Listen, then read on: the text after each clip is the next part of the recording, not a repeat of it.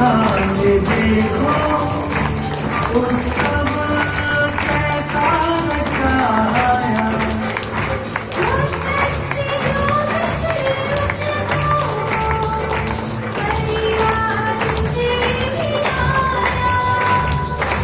परिवार से मिला उनके जैसे बचन आपका आज करते हैं जिसे आपका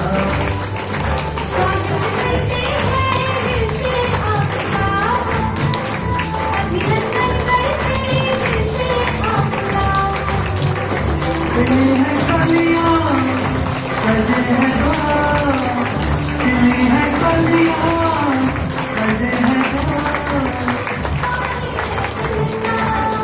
हाय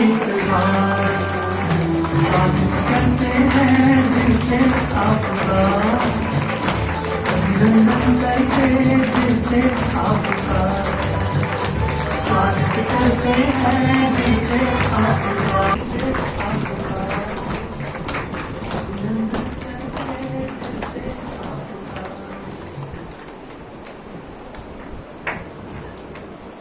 स्वागत की श्रृंखला में आप सब माताएं भाई जो बाबा के घर पधारे हैं, आप सबका भी बाबा के घर पधारने में स्वागत है। तो अपने लिए भी जोरदार ताली बजाएंगे।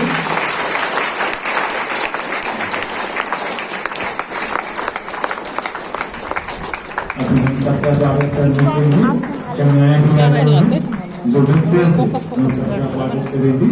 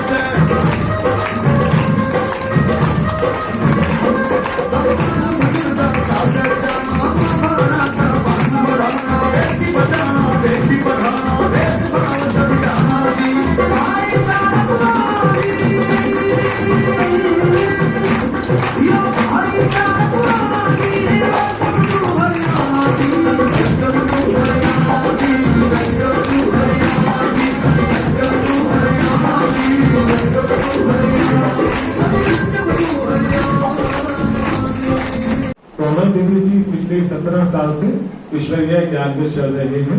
और पिछले 8 साल से मधुबन में रहकर बेहद सेवाओं में लगे हुए हैं। दीदी जी मधुबन माउंट आबू रोड में बैंक ऑफ बड़ौदा में जॉब भी करते हैं, बैंक में जॉब करते हैं और साथ साथ मधुबन बेहद घर में रहकर बाबा की सेवाएं भी करते हैं। तो ऐसी आदरणीय विशेष दीदी जी हमारे बीच पधारे हैं। तो दीदी जी आपका यहाँ पधारने पर हार्दिक स्वागत है, अभिनंदन है, अभिवादन है। और बाबा की विशेष नूरे रतन हमारी आदरणीय गीता दीदी जी, आपका जन्म गुजरात में हुआ और अभी दीदी जी फिलहाल राजस्थान भीममाल में रहकर बाबा की सेवाओं को संभाल रहे हैं, आगे बढ़ा रहे हैं। दीदी जी 1986 माना आज से लगभग 37 साल पहले इस ईश्वरीय महायज्ञ में समर्पित हो गई थी और तब से अनवरत रूप से बाबा की सेवाओं में लगे हुए हैं।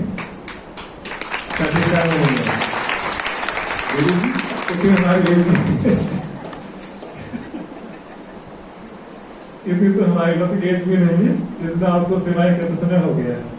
तो ऐसे विशेष बाबा की पुरानी बच्चे यहाँ पहुंचे हैं, तो कितना नाम का हम दिल खोलकर स्वागत करेंगे, स्वागत करेंगे।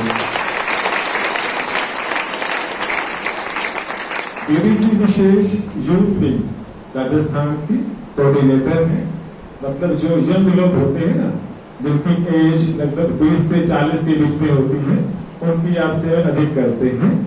साथ साथ दीदी जी ने मास्टर ऑफ साइंस पढ़ाई की है स्पिरिचुअल हेल्थ और काउंसलिंग के अंदर।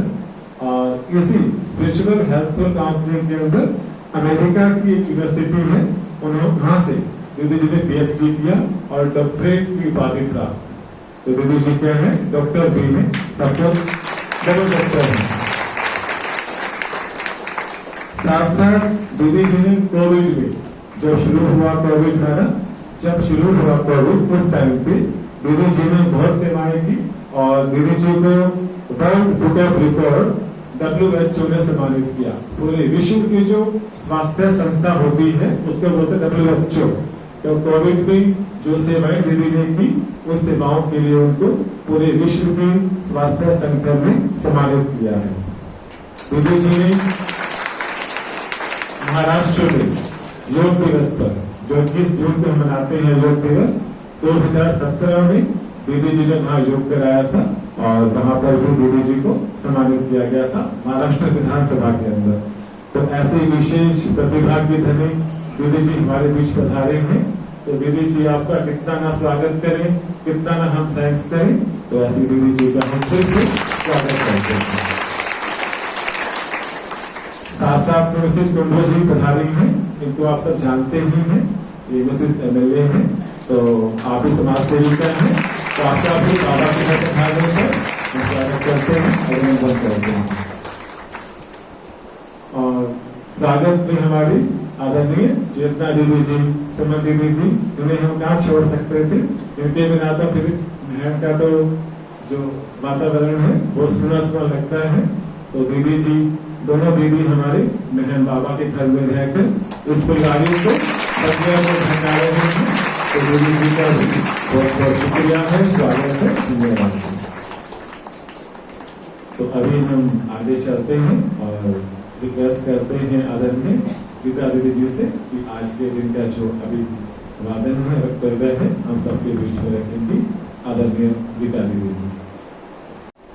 मधुबन वरदान भूमि और राजस्थान की बहुत बहुत याद। वैसे तो हरियाणा से राजस्थान पड़ोस में ही है, लेकिन हम मधुबन के पड़ोस में हैं, तो यहाँ से काफी दूर है।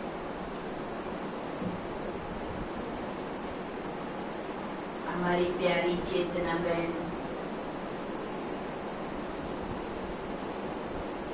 साथी मेरी कोमल बहन, सुमन बहन, पधारी हुई हमारी अतिथि बहन जी, आज हम सभी को बाबा ने इस आंगन में मिलाया है। और विशेष हम सब जो भारत की संस्कृति में परिवार में रहते हैं,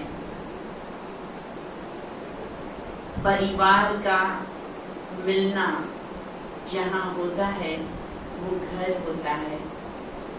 और हम कितने भाग्यशाली हैं कि हम तो परमात्मा के घर में बैठे हैं, जो सबका घर है, जो सबके पिता का घर है। और वहां हम सबको, भले कोई कहां से है, लेकिन सबको परमात्मा ने इस घर में मिला दिया है। तो आज विशेष घर बने मंदिर, यही विषय जो कि एक प्रोजेक्ट के रूप में पिछले 3 साल से यूथ विंग के द्वारा उठो जगत के वास्ते करके प्रोजेक्ट चला, उसी के तहत ये योजना चली आ रही है। 2-3 बार यहाँ का आने का प्लान करते करते आज ही वो दिन था जब आपके बीच में आना भी हुआ। तो एक भारतीय जहाँ पर फैमिली की, परिवार की उपस्थिति है, सारे वर्ल्ड में भारत की तरह परिवारों में रहना ये कॉन्सेप्ट नहीं है सब जगह। व्यक्तिवादी समाज है जो अपने आप में जीते हैं, अपने हिसाब से जीते हैं और उसी को आजादी मानते हैं। लेकिन भारत में, क्योंकि भगवान का स्थान है ये, तो यहाँ पर परिवार में रहना सबसे सुकून का माना जाता है। जिसे अपना परिवार ही ना हो उसे तो यहाँ अनाथ कहा जाता है। कोई भी बार त्योहार हो, होली दिवाली हो, तो कहाँ मनाना अच्छा लगता है?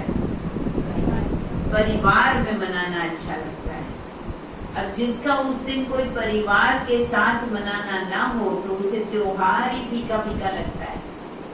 खुशियां ही नहीं मिलती अगर अपने लोगों के बीच में ना हो। देश देशावर कमाने चले जाओ, लेकिन सुकून तो घर में मिलता है। कहते हैं धरती का अंत कहाँ? घर में होता है। जो विश्राम घर में मिलता, जो आराम घर में मिलता, वो कहीं और 5 स्टार होटल हो या 7 स्टार होटल हो वहां भी नहीं मिलता। जो घर का खाना अच्छा लगता है, अभी आप गीत में सुन रहे थे ना, दूध दही का खाना, हाँ, तो वो जो घर का खाना होता है, जो घर की महक होती है, वो किसी और जगह कहाँ मिलती है। तो बहुत बार लोग कहते हैं कि जो आध्यात्मिक जीवन में चले जाते हैं उनका घर परिवार छूट जाता है, उनका घर तो जैसे रहता ही नहीं है। शायद घर से छुड़वा देते हैं साधु संत या आध्यात्मिक लोग, लेकिन यहाँ का कॉन्सेप्ट ये है कि जो टूटे हुए घर भी हो ना, उसे भी जोड़ने का काम परमात्मा करते हैं। छुड़वाते नहीं, तोड़वाते नहीं, जोड़ते हैं। तो इसलिए इस विषय पर आज हम सभी श्राद्ध के पर्व चल रहे हैं। आज भी श्राद्ध के निमित्त भोग है ना, तो श्राद्धों में क्या करते हैं? परिवार इकट्ठे होकर और अपने पूर्वजों के प्रति श्रद्धा व्यक्त करते हैं। श्राद्ध माना ही श्रद्धा, और कहते हैं कि वो पूर्वज अपने परिवारों को आशीर्वाद देने, रक्षा करने खुद नीचे आते हैं या उन परिवारों को दुआएं देते हैं। अपने बाल बच्चों को, पोते दादियों को दुआएं देते हैं। ऐसा भक्ति मार्ग में भी कहते आए। तो आज सवेरे बाबा ने वाणी में भी कहा कि वो तो पितरों को भोग लगाते हैं और तुम तो किसके पास आए हो? पितरों के पिता, जो संसार का आदि पिता, परम पिता, ये तो उसके पास हम आए हैं। तो वो कितना न सारे बच्चों को, संसार की हर आत्मा को प्यार करता है।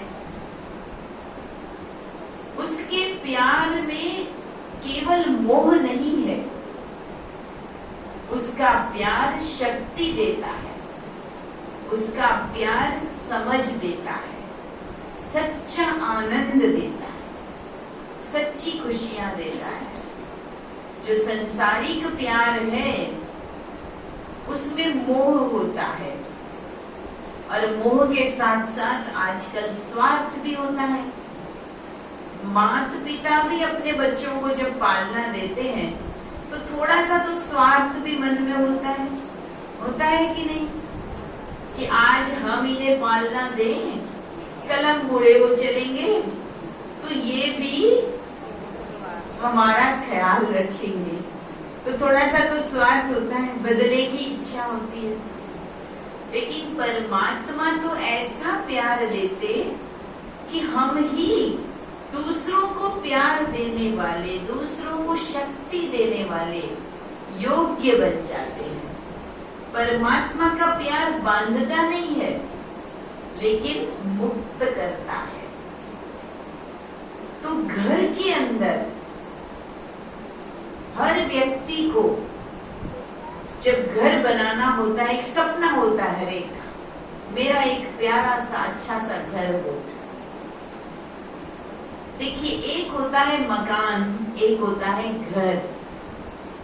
दोनों बराबर है? बराबर है? मकान तो सभी बनाते हैं, अच्छे से अच्छे बनाते हैं, बढ़िया मटेरियल डालते, बढ़िया सुविधाएं करते हैं, बढ़िया फर्नीचर बनाते हैं, अच्छे से अच्छे कर्टेन्स लगाते हैं, बहुत सारे इलेक्ट्रॉनिक गैजेट्स लगा देते हैं, सुविधाएं तो बहुत हो जाती है। तो मकान तो हर कोई बना लेता है, पर मकान बनता है धन से, सीमेंट, ईंट, रेत, इनसे बनता है मकान, स्ट्रक्चर। लेकिन वो मकान घर कब कहलाता है?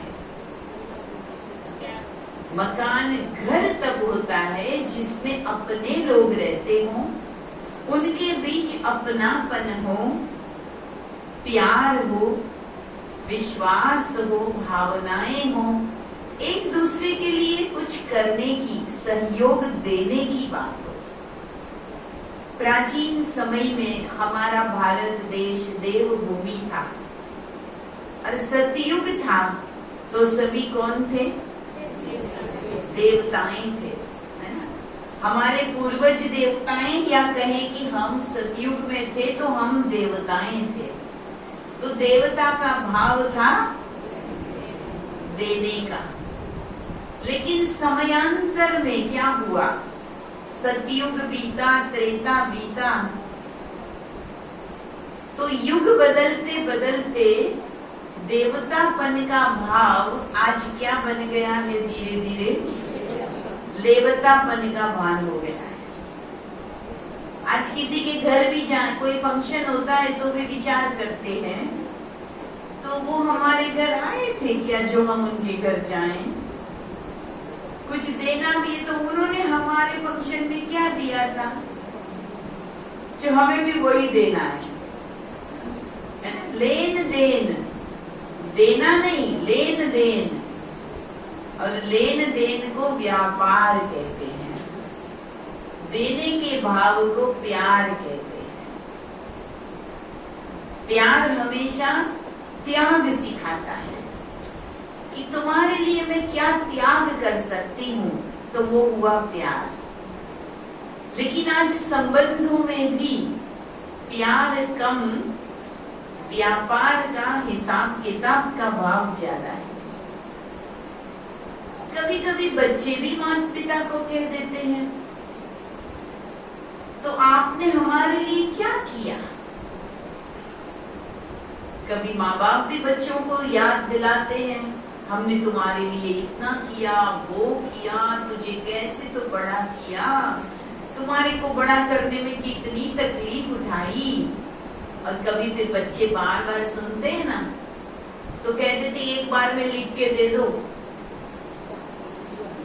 हिसाब कर देता हूँ, रोज रोज मत सुनाया करो। ऐसे भी रिश्ते हो गए हैं। एक बार एक बच्चे ने अपनी माँ को बोला, माँ रोज रोज कहती हो तुमने मुझे बड़ा करने में बड़ी तकलीफ उठाई, तुम एक बार लिख के दे सारा, क्या क्या तकलीफ उठाई, अब तो मैं बड़ा आदमी बन गया हूँ, वो सब चुका देता हूँ। तो माँ ने लिखा, तुझे 9 महीने पेट में पाला, उसका हिसाब 0-0। तुझे बचपन में रोते हुए को शांत किया, तुझे सब कुछ सिखाया, चलना सिखाया, बोलना सिखाया, तेरा हर गंदगी उठाई, तू रात को पास में सो के लात मारता रहा, वो भी सुना, सहन किया, पर उसका हिसाब 0-0। तेरे लिए रात जागी या तेरी बीमारी में जागी, उसका हिसाब भी 0-0। पर मैं एक ही चीज चाहती हूँ बेटा, इन सब के सामने बस तुम मेरे पास बैठा कर। आज के बच्चों के पास माता पिता को देने के लिए अच्छे कमरे तो है, पैसे भी है, कभी चाहिए तो नौकर भी लगाने को है, लेकिन क्या नहीं है, पास बैठने का टाइम नहीं है। वो उसके लिए बूढ़े माँ बाप कभी कभी तरस जाते हैं। और यही रिश्तों का जो आज बदलाव हुआ है, तब इस प्रोजेक्ट को हम सब जगह ले जा रहे हैं कि पुनः हमें कैसे इन रिश्तों को मजबूत करना है। क्या था जीवन हमारा, बहुत मेहनती रहा, बहुत सिंपल रहा, तब तक कोई दिक्कत नहीं थी, हर काम हाथ से करते थे, मीलों तक पैदल चलते थे, हाथ से दही बिलो के मक्खन निकालते थे, सिर पे घड़े पानी उठा के लाते थे, अनाज भी हाथ से पीसते थे, सब कुछ मैन्युअली था। और परिणाम स्वरूप शाम होते ही थक भी जाते थे और जल्दी से नींद भी आ जाती थी, और खर्चे भी बड़े कम थे, दिखावे की दुनिया थी नहीं। कैसा भी फंक्शन हो, गांव की जीवन में क्या होता था, अधिकतर तो सबने गांव तो देखे ही होंगे, गांव में तो सबका बचपन बीता ही होता है कहीं ना कहीं। कोई फंक्शन भी होता है तो 4, 6, 10 घरों से कुछ खटिया मंगा ली, कुछ ओढ़ने बिछाने का मंगा लिया, मिलजुल के सबने बड़ी बड़ी कढ़ाइयों में खाना पका लिया। तो फंक्शन कैसे हो जाता था कुछ पता नहीं चलता था, कोई अलग से खर्च भी नहीं होता था। आजकल दिखावे की दुनिया है, तो बहुत कुछ चाहिए, डीजे भी चाहिए, तो डेकोरेशन भी चाहिए, तो बहुत सारे कैटरिंग सर्विस वाले चाहिए। अरे किसी और की शादी में जाना हो तो भी 5 जोड़ी कपड़ा चाहिए। भाई सेल्फी का जमाना है, एक ही एक कपड़े से हर फोटो आएगी तो क्या मजा आएगा भाई, नए नए तरह के कपड़े भी तो चाहिए। तो सिंपल जीवन से हमारा जीवन थोड़ा एक तो बदल गया। नहीं तो क्या होता था, घर की महिलाएं मिलके खाना बनाती थी, बड़े प्यार से सबको खिलाती थी। कहते हैं जमाना वो था कि घर की माताएं भोजन बनाती थी और नाचने गाने वाले बाहर से आ जाते थे जो मनोरंजित कर देते थे। आजकल उल्टा हो गया, घर की महिलाओं को तो नाचना गाना है, बहुत दिनों से प्रैक्टिस करते, संगीत में ये, मेहंदी में ये, फिर उस दिन वो, उस दिन ये, रिसेप्शन में ये, और खाना बनाने वाले भले हायर करने पड़े, वो बाहर से आते हैं। चक्र बदला है। नहीं तो अपनेपन की जो खुशबू अपने हाथ से बनाए हुए भोजन में थी, वो कहाँ? वो प्यार जोड़ के रखता था। जब आप भोजन खिलाते हो ना किसी को, तो केवल भोजन नहीं खिलाते हो, आपका प्यार भी उन तक पहुंचता है, आपके मन के संकल्प भी उन तक पहुंचते हैं। और इसीलिए माँ के हाथ का खाना वो सबसे मीठा लगता था। आजकल घरों में भी बहुत जगह पर अपने हाथों से भोजन बनाना, वो भी नए जमाने में बहुत लोगों को अखरता है। इतनी पढ़ाई लिखाई करके बड़े हुए हैं, अब क्या रोज किचन में भी घुसना पड़ेगा? कई लड़कियां शादी से पहले एग्रीमेंट साइन कराती है कि मैं खाना नहीं बनाऊंगी, बाकी सब कुछ कर लूंगी, पसीना तो नहीं बहा सकती मैं किचन में जाके। अरे जब आप भोजन बनाकर अपने बच्चों को, पति को, अपने सास ससुर को, किसको भी, मेहमानों को खिलाते हो, तो आपके साथ उनका जुड़ाव जिंदगी भर का ऐसा जुड़ता है कि 4 कड़वे शब्द बोल दो उनको बुरा नहीं लगता। लेकिन आज क्या हो गया है, जरा चेहरा ही बदल जाए तो अगला नाराज हो जाता है, पल पल में घर में रूठा राठी हो जाती है, क्योंकि वो आपसी इंटरनल प्यार का कनेक्शन नहीं रहा है। फर्नीचर तो बहुत अच्छा है घर में, हमारी बहनें सुनाती है ना, घर में डाइनिंग सेट है, सोफा सेट है, डिनर सेट है, बाथरूम के लिए बाथ सेट है, सब कुछ है। लेकिन पूछो दिमाग कैसा है, बोलते दिमाग अपसेट है। बाकी सारे सेट घर में जरूर है, पर मन बड़ा अपसेट रहता है। एयर कंडीशन है, कमरा ठंडा किया हुआ है, पर दिमाग ठंडा ही नहीं हो पा रहा है जो नींद आ जावे। वो अंदर का जो दावानल है, अग्नि है, गर्मी है, वो तो बढ़ती जा रही है। तो आज घर को पुनः मंदिर बनाना, पुनः स्वर्ग बनाना, वो जिम्मेवारी लेने का समय है। किसी कारण से आज भले फैमिलीज हमारी छोटी होती जा रही है, वो विशेष कारण बनता है, तब तक तो अलग बात है कि भाई किसी बच्चे की कहाँ नौकरी लग गई, कोई बच्चा कहाँ पढ़ने चला गया, कोई शहर में बिजनेस करने चला गया, तो अलग अलग तो रहना पड़ता है। लेकिन एक टेंडेंसी हो गई, एक धारणा हो गई कि मुझे तो शादी के बाद अलग ही रहना है। वहां फिर गड़बड़ है। छोटी फैमिली, अलग से फैमिली, उसमें क्या हो रहा है, आज के बच्चों को परिवार का प्यार नहीं मिल रहा है। बहुत से रिश्ते तो बच्चों को पता भी नहीं चल रहे हैं कि फूफा जी किसको कहते हैं, या दूर के कई रिश्ते मालूम ही नहीं पड़ रहे हैं।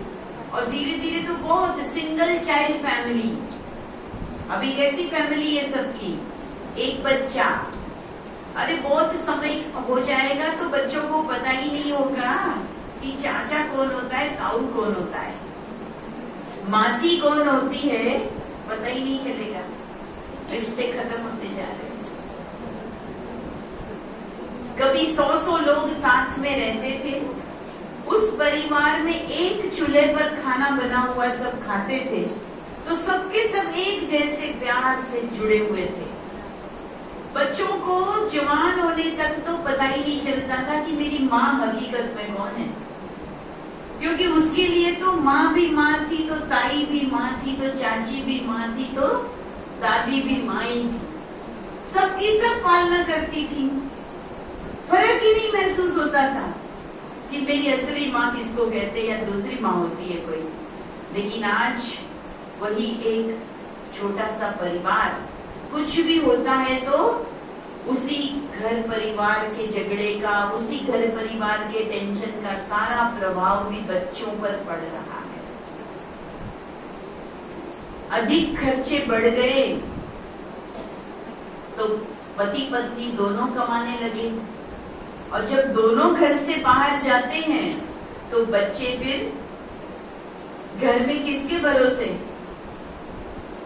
तो उनको सारा दिन वो साथ नहीं मिलता, इसलिए भी उनका बॉन्डिंग बच्चों का नहीं बन पा रहा है। हम चाहते हैं कि बच्चे मेरी बात को समझे, मेरी प्रॉब्लम को समझे, लेकिन आप उसे पूरा टाइम ही नहीं दे पा रहे हो। एक बार एक बच्चे ने अपने पिता से पूछा, तो पापा एक बात बताओ, आप बहुत बिजी रहते हो, तो आपकी एक दिन की कमाई कितनी? पिता ने कहा, बेटा तुम्हें क्या लेना देना? नहीं पापा बताओ ना। अच्छा ये बताओ, एक घंटे में कितना कमा लेते हो? उसने कहा, तुम्हें क्या करना है? नहीं पापा बताओ, बस बताना पड़ेगा। उसने रैंडमली कहा, 5000 कमा लेता हूँ एक महीने का और एक घंटे का। बच्चा रूम में जाके थोड़ी देर में वापस आया, कहता है पापा मुझे 2000 रुपया उधार दोगे? बोला, आज कैसी बातें कर रहा है तू, 2000 तुझे क्या करना है? अरे दे दो, मैं लौटा दूंगा, मुझे 2000 रुपया दे दो। पापा ने दे दिया, कुछ करना होगा। फिर से रूम में गया, वॉलेट लेकर आया और 5000 रुपया पापा के हाथ में देके बोलता है, ये मेरे गुल्लक के जोड़े हुए पैसे हैं, इसे आप रख लीजिए, मेरे साथ एक घंटा बिताओ ना।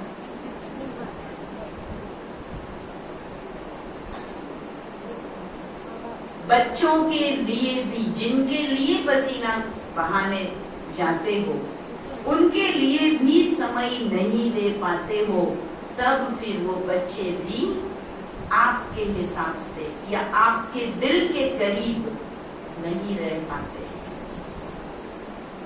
और आज बच्चे जैसे जैसे बड़े होते हैं, वो घर परिवार का आधार नहीं बन पा रहे हैं, लेकिन घर परिवार की समस्या बनते जा रहे हैं।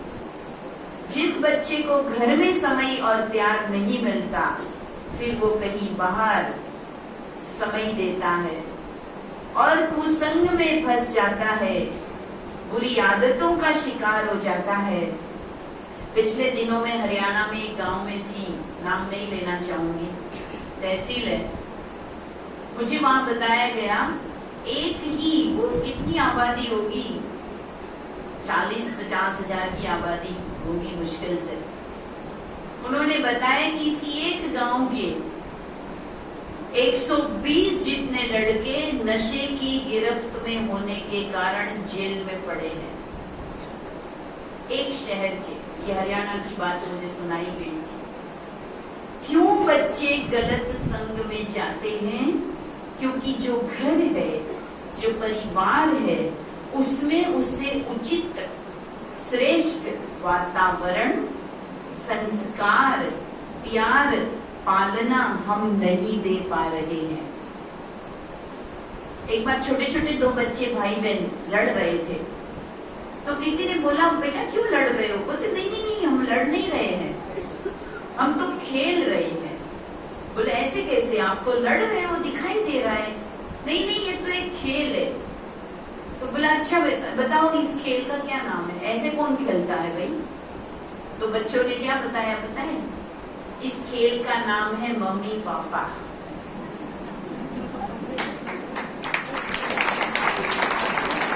एक मम्मी बनी है, एक पापा बना है, और हम बता रहे हैं कि वो कैसे खेलते हैं। आप जो कहते हैं ना, वो तो बच्चे याद रखे या न रखे, माने या न माने, लेकिन जो आप करते हैं ना, वो बच्चे जरूर करते हैं। हम बच्चों को कहते रहे, बेटा सिगरेट नहीं पीना चाहिए, शराब नहीं पीनी चाहिए, लेकिन उसी घर का कोई व्यक्ति अगर उसके सामने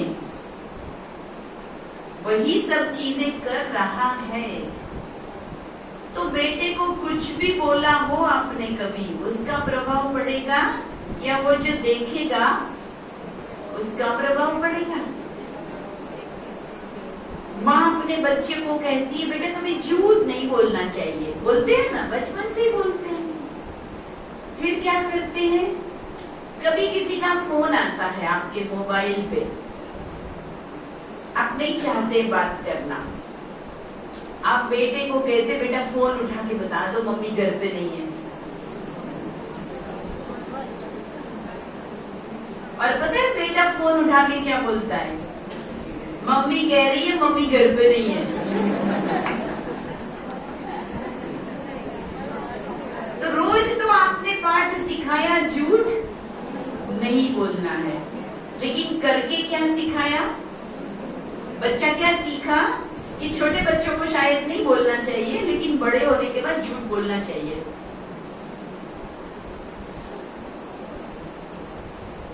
जो करोगे वही आपके आसपास ऑटोमेटिक वातावरण बनेगा। तो घर को स्वर्ग बनाना है तो पहले खुद को देवता बनाना पड़ेगा कि नहीं? घर को मंदिर बनाना है तो खुद को मूर्त बनाना पड़ेगा या नहीं? हम मूर्त नहीं बनना चाहते हैं, हम क्रोध को छोड़ना नहीं चाहते हैं, हम नशा छोड़ना नहीं चाहते हैं, या हम व्यर्थ की बातें छोड़ना नहीं चाहते हैं, लेकिन हमारा घर मंदिर जैसा स्वर्ग जैसा बनना चाहिए। कैसे बनेगा? और ये जिम्मेवारी ज्यादा किसकी है? घर में अधिक समय कौन रहता है? कौन रहता है? आप माताएं रहती, इसलिए स्त्री को कहते हैं घर की लक्ष्मी। जब आपके घर में बहू आती है तो क्या कहते हो, कौन आया? अब तो घर में लक्ष्मी जी आ गई। ये अलग बात है कि थोड़े दिन के बाद कुछ और बोलते हैं, फिर वो लक्ष्मी जी का दर्शन शायद नहीं कर पाते हैं। तो आप सभी अपने घर की लक्ष्मियां हो। लक्ष्मी नाम कैसे बना है? जिसने श्रेष्ठ लक्षणों को धारण किया, उत्तम लक्षणों को धारण किया था, वो लक्ष्मी थी। और जहाँ श्रेष्ठ उत्तम लक्षण होते हैं वहीं धन भी होता, वहीं बरकत भी होती। कई लोगों को कहते हैं ना हमारे तो धंधे में बरकत नहीं है, घर में बरकत नहीं है, कुछ बचता ही नहीं है, सारा खर्च हो जाता है, ऊपर ही नहीं आ रहे हैं। तो बरकत या घर की समृद्धि जिसको कहते हैं, उसका आधार घर के श्रेष्ठ लक्षण है। तो एक तो लक्ष्मी कही जाती है धन लक्ष्मी। लक्ष्मी के कई स्वरूप है। साउथ में अष्ट लक्ष्मी की पूजा होती है। तो धन लक्ष्मी कौन है?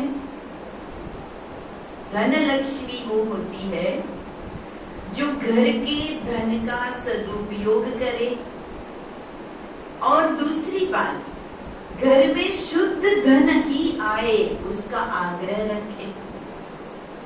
परमात्मा का महावाक्य है, अगर कोई ऐसा धन आपके घर में आया जो किसी टेंशन में कमाया गया, किसी अशुद्ध तरीके से कमाया गया, चिंता में रह के कमाया गया, तो वो धन जब आप घर में प्रयोग करते हो तो चिंता और दुख जरूर घर में आते हैं।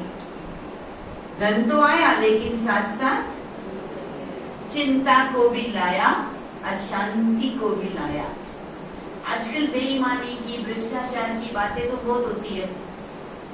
तो लोग कहते हैं कि भाई लोग लालची हो गए, स्वार्थी हो गए, इसलिए 2 नंबर की कमाई करते हैं अधिक धन प्राप्त करने के लिए। तो कमाई तो भले पुरुष बाहर जाके करता है, लेकिन मैं दृढ़ता पूर्वक इस बात को मानती हूँ कि अगर घर की स्त्री समझदार होती है तो वो पुरुष कभी बेईमानी की कमाई करने नहीं जा सकता। क्या होता है, पुरुष तो बाहर सारा दिन गया, अब घर में स्त्री क्या करती है, थोड़ा तो काम हो गया, फिर पड़ोसी का घर देखा, उसका घर देखा, इसके घर गए, उसकी बात सुनी, उससे दोस्ती की, उसकी, फिर सबके घर में कुछ न कुछ तो अलग अलग चीजें होती है, तो इच्छा हो जाती है उनके घर में है वो मेरे घर में भी होना चाहिए, उनके पास जैसी श्रृंगार की चीजें हैं, सजावट की चीजें हैं, मेरे पास भी होनी चाहिए। और वो जो दिन भर का थका हारा कमाकर व्यक्ति घर पे आता है तो केवल चाय नहीं पिलाते, लेकिन चाय के साथ एक लंबी डिमांड की आरती भी सुना देते हैं। कुछ भी करो, अब की दिवाली अपन भी ये तो खरीद लेते हैं, कुछ भी करो अब की ये तो दिला दो, बहुत दिनों से कह रहे हो सोने का हार दिला दो, अपन को भी एक अच्छी सी गाड़ी तो होनी चाहिए, अपना भी घर थोड़ा बड़ा बढ़िया सा होना चाहिए, सबके घर में ये है ये है ये है, अपने घर में क्यों नहीं है? सबका सब कुछ बनता जा रहा है, हमारा कब बनेगा? जब देखो वही डिमांड। उसे लगता है कि मेरे घर में सुख चैन मुझे तभी मिलेगा जब मैं इनकी डिमांड्स को पूरी कर दूंगा। और जो रोज आप कहते हो ना, कुछ भी करो ये लाओ, कुछ भी करो वो लाओ, तो वो कुछ भी यहाँ हैमरिंग होती है और थोड़ा लगता है रोज, और तब वो आदमी कुछ और गलत कमाई करने की प्रेरणा लेकर जाता है। क्या ऐसी हिम्मत है कि आप अपने पति देव को कहें कि मैं नमक के संग रोटी खा सकती हूँ, मैं 2 ड्रेस में पूरी साल बिता सकती हूँ, मैं सिंपल रह सकती हूँ, चाहो तो आपको कमाई में मदद करने की हिम्मत रखती हूँ, लेकिन मेरे घर में बेईमानी का पैसा मत लाना, कभी 2 नंबर की कमाई करके घर में पैसा मत लाना। क्या हिम्मत है? तो कैसे धन लक्ष्मी बनेंगे? कैसा भी धन लाओ, ऐसी लक्ष्मी नहीं होती। तो सच्ची धन लक्ष्मी वही है जो धन का दुरुपयोग न करे और शुद्ध धन का आग्रह रखे। मेहनत की रोटी, पसीने की रोटी बहुत मीठी होती है, वरना गुरु नानक देव का भी एक उदाहरण है कि किसी गांव में गए तो बहुत बढ़िया पकवान खिलाया, परोसा, लेकिन उन्होंने नहीं खाया, और दूसरी जगह गए सिंपल रोटी मिली तो उन्होंने कहा मैं यही खाऊंगा। तो कहा क्यों? तो कहा देखो तुम जरा। तो जब वो पकवान को निचोड़ा गया तो उसमें से खून टपका, और जो सिंपल सी रोटी थी उसको जब तोड़ा गया तो उसमें से पसीने की बूंदें गिर रही थी।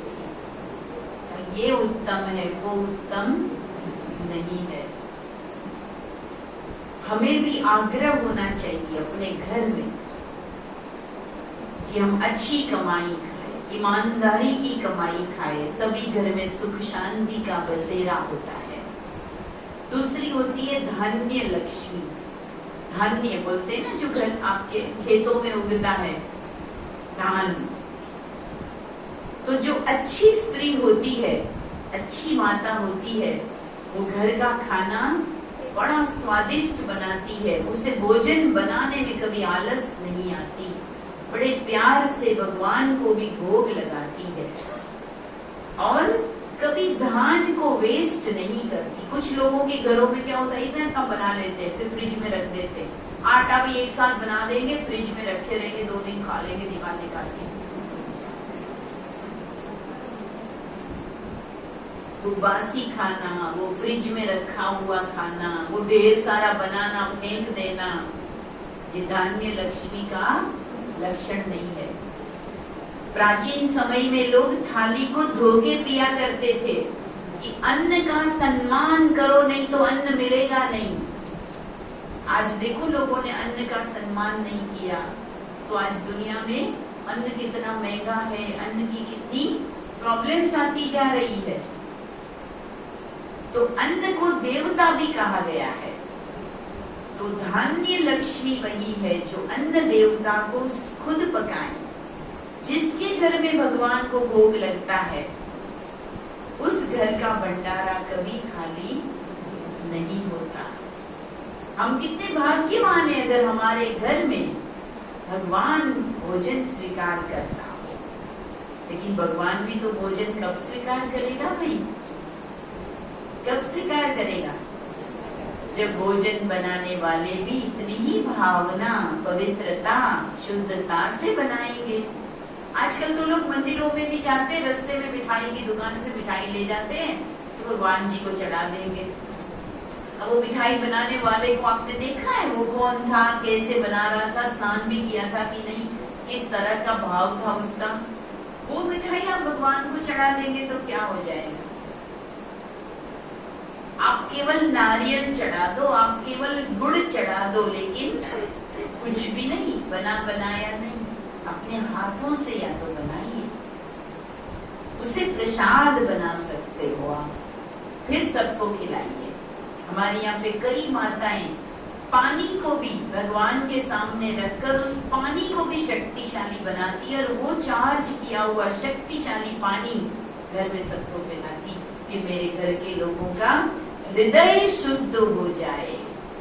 पेट तो किसी भी चीज से भर जाएगा, लेकिन धान ऐसा हो, भोजन ऐसा हो जो हृदय शुद्ध हो जाए। इसी तरह वैभव लक्ष्मी भी कहते हैं। अनेक प्रकार का वैभव घर में होता है, लेकिन एक चीज याद रखना, प्राचीन समय में कहते थे कि अनेक प्रकार का धन होता है, लेकिन सबसे बड़ा धन कौन सा है? गोधन, गज धन, बाज धन और रतन धन खान, जब तक न आवे संतोष धन, सब धन धूल समान। सबसे उत्तम धन किसको कहा गया? संतोष को कहा गया। जो भी परमात्मा से मुझे मिला है वही मेरे लिए उत्तम है। किसी और को देखकर कभी मन में ग्लानि न हो या किसी के प्रति ईर्ष्या भाव न हो।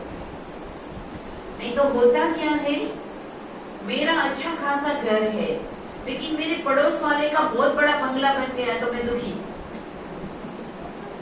मेरी भी अच्छी सी गाड़ी है, काम चल रहा है, लेकिन पड़ोस वाले ने बढ़िया फॉर्च्यूनर गाड़ी लेके बाजू में खड़ी कर दी, BMW लाके खड़ी कर दी, तो पता नहीं व्यक्ति को लगता है कि मेरी गाड़ी तो जैसे कुछ काम की ही नहीं। अब लगता है कि मैं तो कुछ भी नहीं हूँ, ग्लानि हो जाती है या उससे ईर्ष्या हो जाती है। तो वैभव प्रदर्शन की चीज नहीं है। वैभव सुख से जीने के लिए परमात्मा देते हैं। जिसे जो मिला है उसमें खुश रहो। किसी से भी ईर्ष्या मत करो, वैर भाव मत रखो, कंपटीशन मत करो। कंपटीशन करो तो खुद से करो। कैसे? कि मैंने आज 2 घंटा ईश्वर को याद किया, अब मेरी कंपटीशन है कि मैं 1 महीने में इतनी मेहनत करूं कि अगले महीने से मैं 4 घंटा योग करूंगी। ये कंपटीशन करो। मेरे घर में कभी झगड़ा नहीं होगा, ये कंपटीशन खुद को दो। मेरे घर में किसी को गुस्सा नहीं आएगा, मेरे कारण मेरे घर में कभी झगड़ा नहीं होगा, मेरे शब्दों से कभी झगड़ा नहीं होगा। मैं शुरुआत तो न करूं। अगर किसी ने कोई कारण से कोई बात शुरू कर भी दी तो मैं उस आग में पानी डालूं पर गलती से तेल न डालूं। कभी कभी हम कहते हैं मुझे करना तो नहीं था गुस्सा, लेकिन उन्होंने शुरुआत ऐसी की, फिर मुझे भी बोलना ही पड़ा, फिर मैंने भी बोल दिया। वैसे मैंने शुरुआत नहीं की, शुरुआत की या न की पर बोला तो सही। आग में घी डालने का काम कर दिया तो आग बढ़ेगी या घटेगी? तो संकल्प लो, मेरे कारण मेरे घर में झगड़ा कभी नहीं होगा।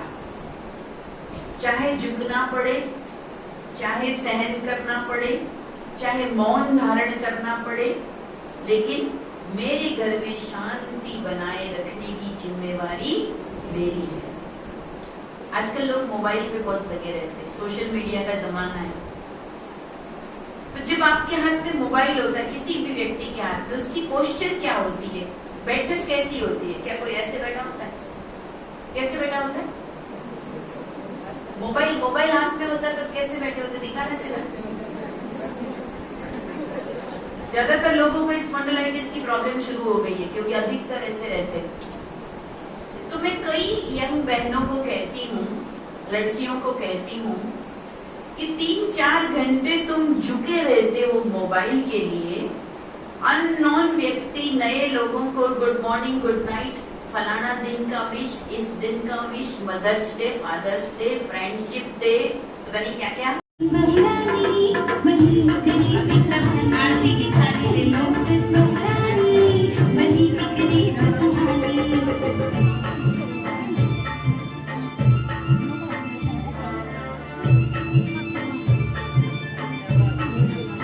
बहुत ही प्यारा सीन है, आप लोग को लग रहा है ना?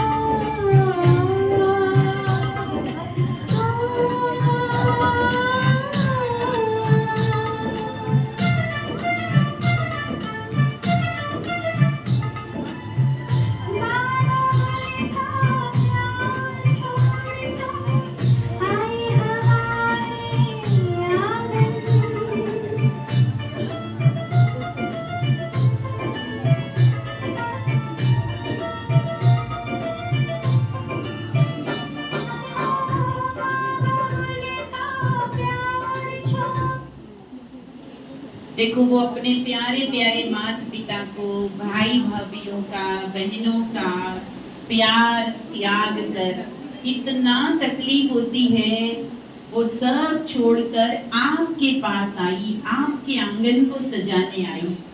सब कुछ त्याग कर उसने अपने आपके घर को अपना घर बनाया। तो ये कितनी महान आत्माएं हैं कि जिन्होंने अपना त्याग करके और आपके घर के आंगन को रोशन किया। अब हम उस लक्ष्मी स्वरूपा अपनी इस विशेष आत्मा की आरती भी करेंगे और फिर बाद में एक दूसरे का मुख मीठा भी कराएंगे। बहुत भावना के साथ हम सभी भी शामिल होंगे इस दृश्य में। हाँ जी, जिनकी बहुएं नहीं आई वो अपने मन में याद करें, काश मेरी बहू होती तो मैं भी आज यहाँ खड़ी हो जाती, या मेरी सास होती तो मैं भी यहाँ पे चुनरी ओढ़ लेती आराम से। हाँ, ताली बजाते रहे सभी बाकी।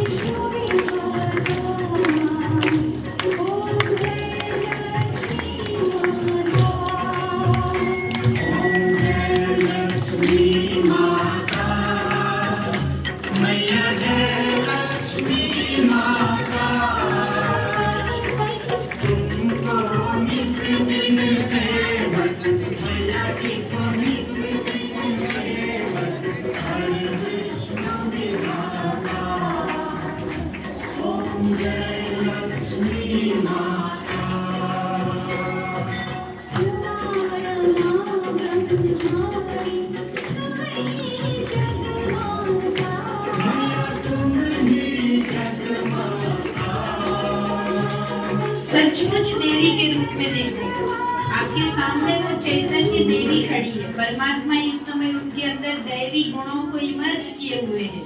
आप उनका दर्शन कर रहे हैं, ऐसा भाव रखिए। ओम जय लक्ष्मी माता।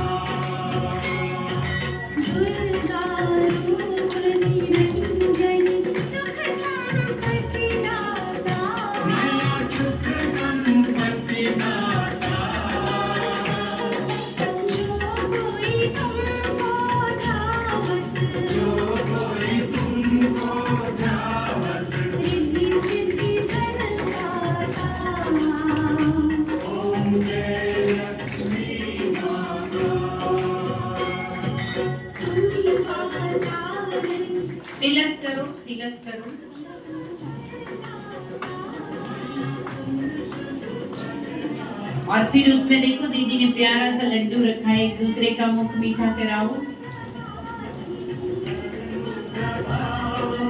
हाँ, फूल डालो, आपकी मर्जी है। ये केवल मिठाई नहीं है, ये आपस में मिठास की लेन देन है। मैं आपसे मीठी रहूंगी, आप मुझसे मीठे रहोगे, ये एक दूसरे से वायदा है।